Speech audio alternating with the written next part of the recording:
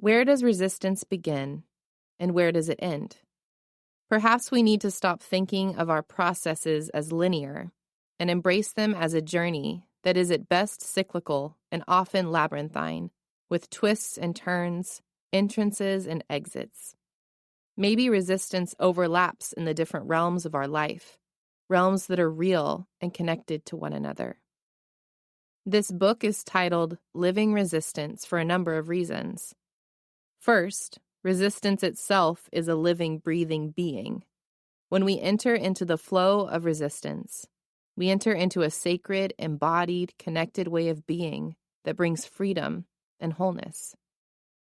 Second, living is an active, ongoing, cyclical embodiment. When we choose to live resistance, we are choosing to practice it with all that we are and all that we have. This is what it means to be human. This is how we understand stories and histories. This is how we hold space for one another and for Mother Earth. I encourage you to mark up this book if you're reading a print version. I hope you'll doodle in the margins, highlight and underline, ask questions. And if you're listening to the audiobook, I hope you'll keep a journal on the side or take mental notes in some other way. This book is meant to be a journey, and I've included places throughout the chapters where you can stop and process, take a breath, and answer a few questions as we go.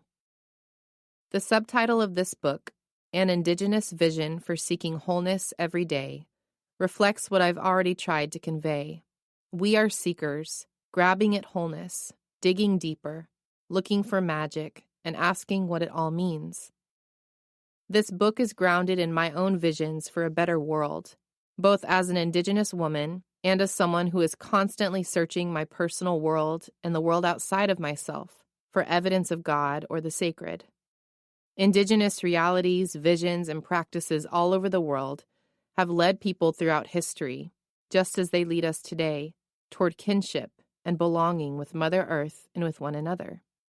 My hope is that this book tethers us to that conversation and to practices that help us understand how the world works in those cycles and seasons around and in us, awakening us to ourselves, one another, and this sacred world. It's true that many of us are awakened out of a kind of deep sleep to our need to seek wholeness in the world. Our children get bullied at school, so we fight the toxic forces of racism and patriarchy. We leave the fundamentalist upbringing we grew up in because we come to honor the integrity and humanity of our gender non-binary and trans friends.